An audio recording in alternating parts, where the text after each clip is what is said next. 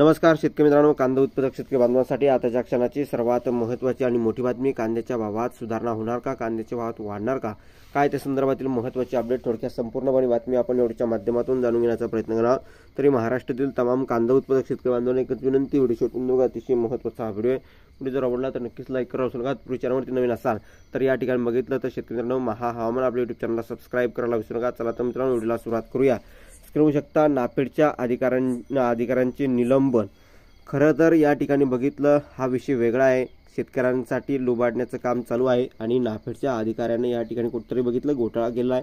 आणि खऱ्या अर्थानं काय घोटाळा आहे ते तुम्हाला सांगायची गरज नाही की नाफेडचा चमत्कार साठवला उन्हाळी कांदा पण बाहेर निघाला लाल कांदा। खऱ्या अर्थानं उन्हाळी कांदा त्यांनी खरेदी केला नाही, खरेदी केला जरी असला तरी जास्तीच्या भावाने विक्री करून या ठिकाणी कांदा संपवला आणि आता उन्हाळी कांद्याच्या ऐवजी लाल कांदा जो मार्केटला येतोय तोच विकतो आहे। खऱ्या अर्थाने हे चमत्कार घडलाय।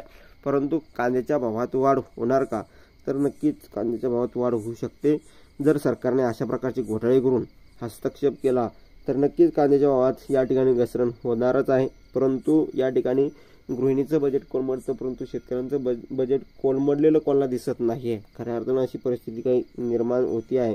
त्यामुळे या ठिकाणी नक्कीच येणाऱ्या दिवसामध्ये कांद्याच्या भावात वाढ होऊ शकते। परंतु असे मध्ये सरकारने हस्तक्षेप केला नाही तर।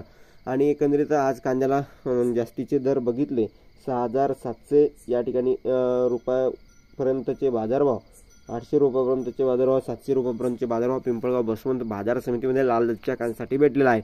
आणि या ठिकाणी बघितलं सध्या दिल्लीच्या ग्राहकांना कमी किमतीत नाफेडचा खराब झालेला कांदा लाल कांदा विकत घ्यावा लागत असल्याने प्रकारे समोर आले। तिथून तेथील ग्राहकांमध्ये संतापाचे वातावरण सध्या आहे निर्माण झाले। सरकारी हे या ठिकाणी शेतकऱ्यांना लुटण्याचं लुबाडण्याचं काम करते, मात्र हे किती घोटाळा करते हे कोणी दाखवून देत नाही।